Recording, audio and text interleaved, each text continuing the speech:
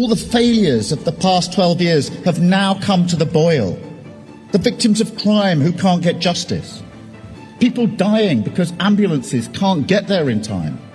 Millions going without food or heating. And none of it can drum into the Tories the idea that our country must come first.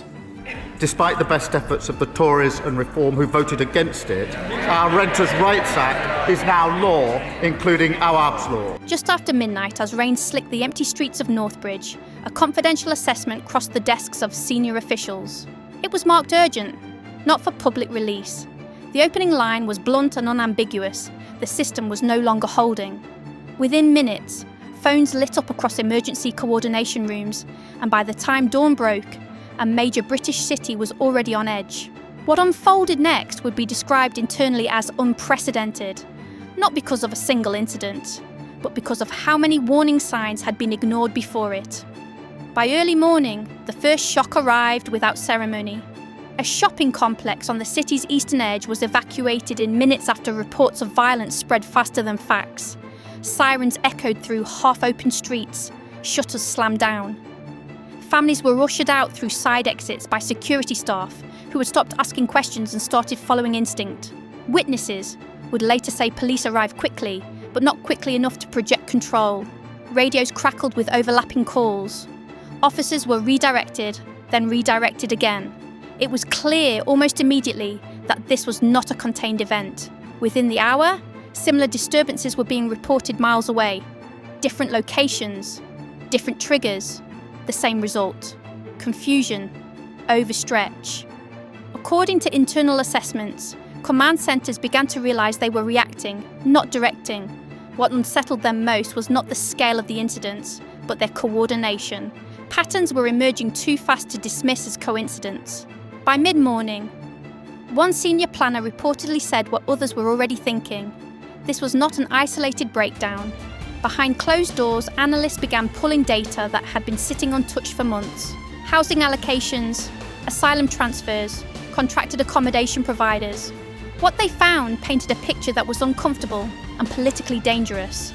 A loosely connected but highly effective fictional network had been exploiting procedural blind spots, using shell charities as intermediaries, routing individuals through overburdened legal channels, and clustering placements in already strained districts.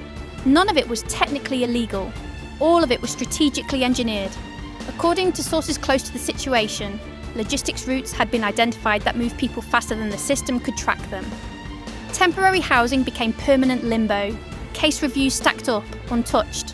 Local authorities flagged concerns, but those concerns dissolved as they moved upward. One internal memo, circulated but never acted on, warned that concentration without enforcement would lead to predictable disorder. The warning was filed, then forgotten. At the centre of several key decisions sat a fictional senior official, well-briefed, well-insulated, whose approvals accelerated the very mechanisms now under scrutiny. The justification had always been efficiency, compassion, stability. But in hindsight, critics argue, those decisions removed friction from a system that required oversight to function safely. As one internal review would later state, this wasn't failure, it was facilitation. The system didn't break, it was bent. Emergency meetings followed in rapid succession. Conference rooms filled with advisors, legal teams and security planners speaking in clipped phrases. Proposals were drafted at speed. Targeted enforcement operations, accelerated removals for failed cases, temporary border tightening. On paper, the response looked decisive. In practice, it stalled almost immediately. Court challenges emerged within hours. Implementation guidance was contested line by line. Internal resistance slowed execution to a crawl. According to internal assessments, warnings about capacity limits were softened before reaching decision makers. Risk language was diluted. No one wanted ownership of consequences. Meanwhile, outside those rooms, public frustration hardened into something colder. Videos circulated online showing officers retreating, not advancing. Shop owners boarded windows in daylight. Parents altered routines without explanation. The sense that no one was in charge became contagious. As days passed, unrelated crime statistics began to intersect with the narrative.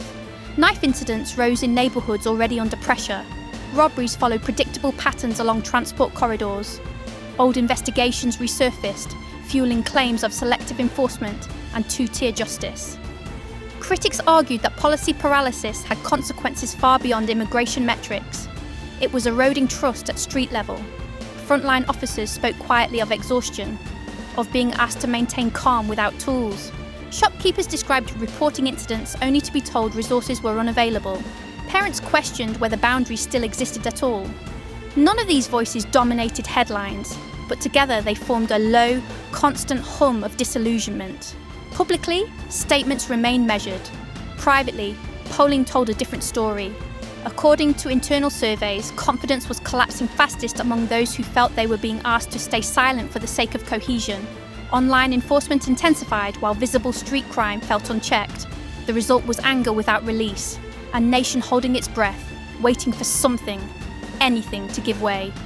And that is where this first phase ends, not with a resolution, but with pressure building behind closed doors and in public spaces alike. Because when systems drift too far from accountability, the correction is rarely gentle. As the pressure intensified, the silence from leadership grew louder. According to sources close to the situation, internal briefings became shorter, not because answers were clearer, but because options were narrowing. Every proposed action carried legal risk. Every delay carried public cost. In the absence of movement, informal rules began to replace formal ones. Local commanders made judgment calls that would never be written down. Councils quietly reallocated funds without announcements. The system adapted in fragments, not as a whole. What unsettled analysts most was how quickly normalisation set in. Disruptions that would have triggered emergency declarations a decade earlier were now treated as operational background noise. Temporary measures extended indefinitely. Short-term pressure became a permanent condition. Critics argue this is how institutional decline embeds itself, not through collapse, but through acceptance. According to internal assessments, the question had shifted from how to fix the system to how long it could be managed in its current state. Families felt the change first. Parents began coordinating school routes through group chats. Evening activities were cut short without explanation to children too young to understand risk calculations. Community centres reported declining attendance, not from lack of interest, but from caution. Social trust, once eroded, did not announce its departure. It simply stopped showing up. Within enforcement circles, morale dipped further. Officers spoke of conflicting directives, strict in one area, restrained in another. Online speech units expanded while street patrols thinned. To the public, the message felt inverted. According to critics, this imbalance reinforced the perception of a two-tier reality. Visible control where optics mattered, absence where safety was immediate. Polling data, though rarely publicised, reflected this disconnect. A growing majority expressed concern about direction, but fewer believed speaking openly would change outcomes. The gap between opinion and expression widened. Analysts described it as latent volatility, a condition where sentiment accumulates without outlet. History, they warned quietly, does not reward such conditions. Behind the scenes, responsibility continued to diffuse. Committees deferred to subcommittees. Reviews commissioned further reviews. Each layer added distance between decision and consequence. According to one leaked summary, accountability had become procedural rather than personal. Everyone followed process. No one owned results. As weeks turned into months, the narrative hardened. Not of crisis, but of managed decline. Media language softened. Incidents were contextualised, not confronted. The public adjusted expectations downward, a psychological shift more damaging than panic. When people stop expecting resolution, they begin planning around absence. And yet beneath the surface, pressure did not dissipate. It compacted. Every unaddressed grievance added weight. Every delayed decision increased velocity. The system appeared stable, but stability built on avoidance is brittle. Collapse, as history repeatedly demonstrates, is rarely announced. It arrives suddenly, after a long period of being told nothing is wrong. In the end, this story is not about borders or policies alone. It is about what happens when responsibility becomes abstract and silence is mistaken for consent. When families adapt instead of being protected. When institutions manage optics rather than outcomes. The most dangerous moment is not when alarms sound, but when they stop and everyone pretends the quiet means safety. And somewhere in that quiet, the question remains unanswered. How much pressure can a nation absorb before something gives?